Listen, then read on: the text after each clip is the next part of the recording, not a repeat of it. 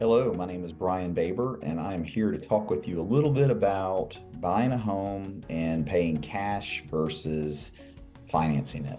So, we've been doing this for about 20 years now, and I think probably 60% of our customers have gotten financing and maybe 40% have paid cash. Where have I seen the differences and what's been the reason? It's always going to be a personal preference, but this is what I'll share. So paying cash. If you're buying an existing home, there's oftentimes you're going to have some better leveraging power paying cash because the seller is not going to have to worry about appraisals and such. But when you're building a home, typically cash versus financing is not really going to matter as much to the builder. That being said, when you're buying your lot and when you're actually just trying to get things moving quickly, you don't have to go through some of the jumps and the hurdles you have to get through when you're working with a bank and getting appraisals. So you're able to move faster paying cash. But on the other side of that is you're using some of your capital. So it's really going to be a personal preference as to, how much of your funds do you want to tie up in a home.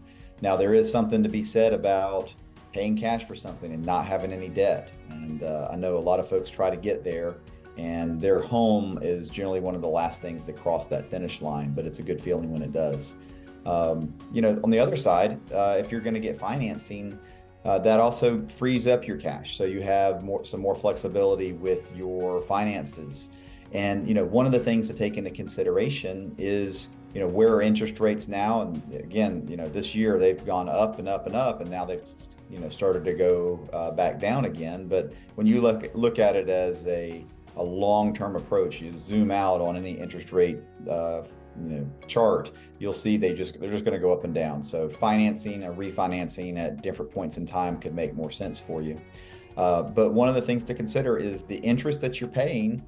You're going to be able to use that as a tax deduction. And so, it's not really dollar for dollar in terms of, how much are you spending right now? So there is some tax breaks. So if you're trying to determine are you paying cash versus, or are you going to get financing, is that money tied up in an investment somewhere where it's earning a higher interest rate than you would if you were going to pay cash for it, or that you were going to borrow against that.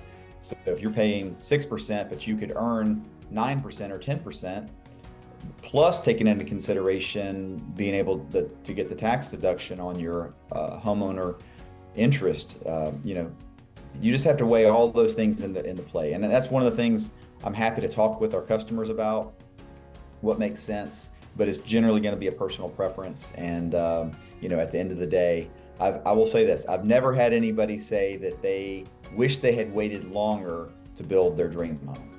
Usually it's, hey, we got to figure out how we're going to get this done, and then we're going to move forward. And then whichever way they went, financing or paying cash, they're happy they got to move in and be able to start enjoying the home that they have always dreamed of. So if there's anything I can do to help you or talk with you more about this, more than happy to.